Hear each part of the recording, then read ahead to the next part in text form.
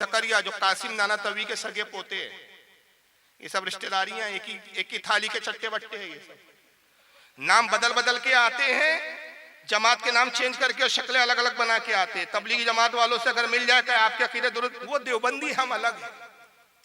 देवबंदियों को पकड़ो भाई, तबलीगी जमात वाले ऐसे नहीं, वो अलग है हम अलग है। यानी ये वक्त आने पे अपने बाप का भी इनकार कर देते हैं।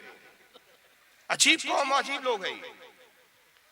हाजी इमदादुल्लाह इनके पीर साहब थे, कासिम नाना तवी साहब के बड़े हुए, उनसे मुरीद हुए। तो कासिम नाना तवी कहते हैं कि साहब मैं तस्बीह पढ़ता था तो बड़ी अजीब कैफियत होती थी। एक मरतबा गए पीर साहब से, उन्होंने जिक्र किया और पीर साहब से जिक्र करते हुए कहते, हुजूर बड़ी अजीब बात है कि जब भी तस्बीह लेकर बैठता हूँ और तस्बीह पढ़ता हूँ, अल्लाह का जिक्र करता हूँ, तो ऐसा वजन महसूस होता है बदन पर, इतना बोझ महसूस होता है कि मालूम होता है जैसे पहाड़ मुझ पे लाद के रख दिया गया हो, मनो वजन रख दिया गया हो। हुजूर ऐसी कैफियत क्यों होती है? तो हाजी इमदादुल्लाह साहब बेसाख्ता कहते हैं, मौलाना मुबारक हो, ये तस्बीह के वक्त जो बोझ महसूस होता है, ये वो ही बोझ है जो रसूलुल्लाह के वही के नुज़ूल पर हुजूर को महसूस होता था।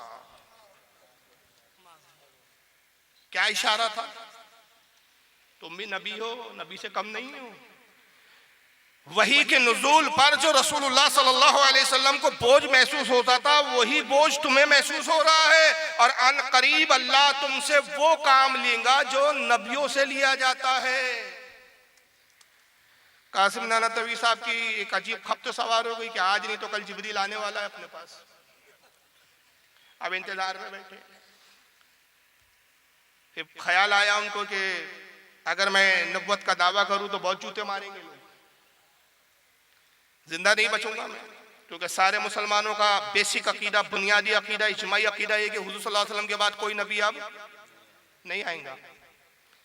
तो उन्होंने लोगों का जहन इस तरह साजगार करने के लिए किताब लिखी। छोटा सा किताबचा था, किताब का नाम है तहज़ीरुन नास। ये मेरे हाथ में है।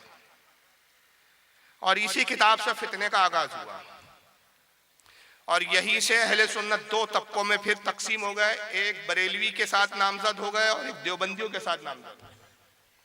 यह है तहज़ीरुन नास, छटाक भर का किताबचा।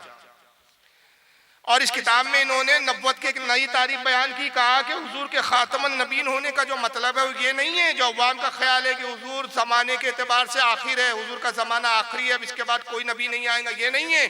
बल्कि हुजूर खातमुन नबीन इस एतबार से हैं कि रसूलुल्लाह मकाम और मर्तबे में खातम है, सबसे आखिर है। अब हुजूर के बाद ऐसा मर्तबे वाला और ऐसा मकाम वाला कोई नबी नहीं आ सकता। अगर हुजूर के बाद कोई नबी आ भी जाए तो मर्तबे और मकाम में और रसूल के बराबर नहीं होगा, लेकिन नबी हो सकता है।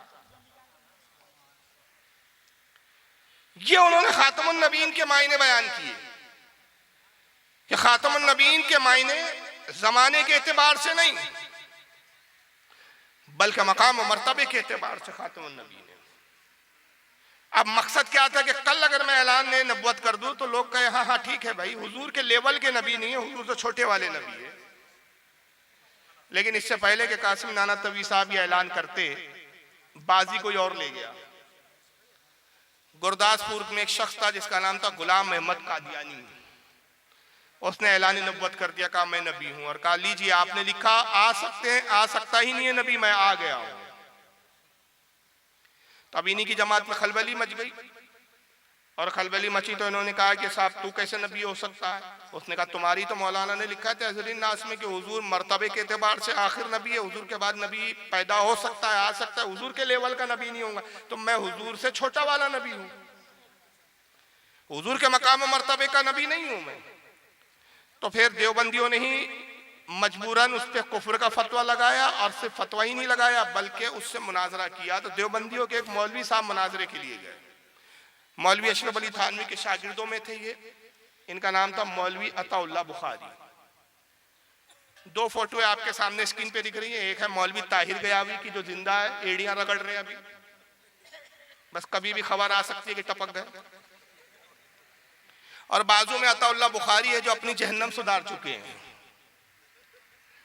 तस्वीर इसलिए लगा दी गई कि ये असल में ऑडियो वीडियो नहीं है। ताहिर गयावी साहब उस मुनाजरे की रुदात सुना रहे हैं। अब जरा आप उन्हीं की ज़बानी रुदात सुनाइए कि अताउल्लाह बुखारी साहब ने कैसा मुनाजरा किया गुलाम अहमद कादियानी से, जरा सुनिए।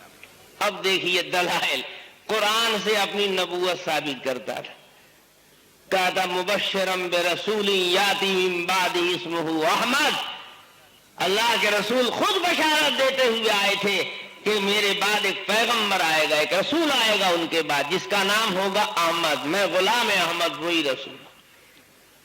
हजरत मौलाना अताउल्लाह शाह बुखारी रहमतुल्लाह अलैह ने फरमाया, अरे बेवकूफ गदहुल लजी खरदिमा, आयत में तो इस्मुहु अहमद है और तेरा नाम है गुलाम अहमद। आने वाले का नाम अहमद बताया गया, तू तो अहमद नहीं, तू तो गुलाम अहमद है।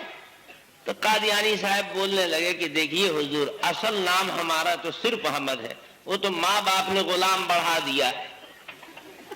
मेरा प्योर खालिस नाम तो सिर्फ अहमद ही है, माँ बाप की गलती से गुलाम बढ़ गया, इसलिए उस गलती को छोड़िए, जो खालिस नाम है वो तो अहमद ही है। तो मौलाना अताउल्लाह शाह बुखारी रहमतुल्लाह अलैह ने फरमाया कि अच्छा, मैं तो समझ रहा था कि ऐसा हादसा मेरे ही साथ हुआ है, लेकिन आपके साथ भी ऐसे ही हादसा हो गया। मेरा भी नाम सिर्फ अल्लाह था, ये तो माँ बाप ने गलती से उसके पहले अता लगा दिया तो अताउल्लाह हो गया।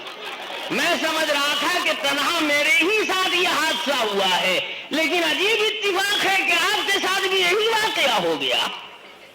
आपका नाम अहमद था, गुलाम आपके माँ बाप ने बढ़ा दिया, मेरा नाम अल्लाह था, अता मेरे माँ बाप ने बढ़ा दिया। चलिए आप भी सही, मैं भी सही, चलिए आप भी सही, मैं भी सही, लेकिन सवाल पैदा होता है, जब मैं अल्लाह हूं तो नबी तो मैंने बनाया नहीं आपको, नबी बने कैसे तुम? मामला तो फिर फंसे का पता रह गया।